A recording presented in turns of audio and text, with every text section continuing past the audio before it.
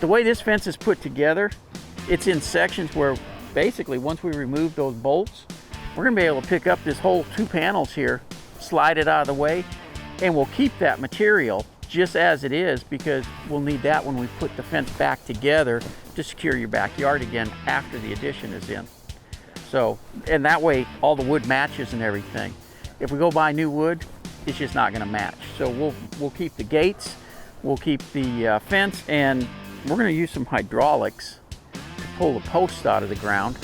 And you know, if we need to put a post in, we can literally knock the concrete off of them and reuse the post even. All right, so we're going through and taking one of the top and middle bolts off first, then we'll remove all the bottom bolts.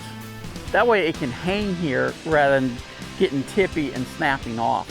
And that's really what we're trying to avoid because we want to be able to reuse this stuff so it stays matching. And if we pull the top bolts first, it gets tippy. Well, you can see the wind here. It gets tippy and somebody's either got to hold it or it snaps off. So you got to think about what you're dealing with down the road as well. You hear me say it all the time, tools make the job. To pull a post out of the ground, yeah, you can start digging all this concrete up and spend hours getting it out of the ground.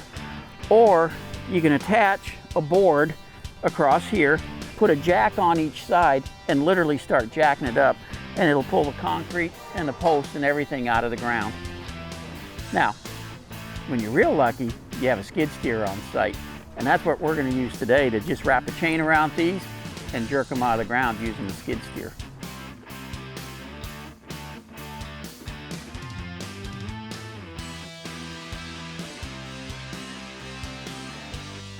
Hey, for more quick tips like these, subscribe to our YouTube channel. You can get there by going to thipro.com.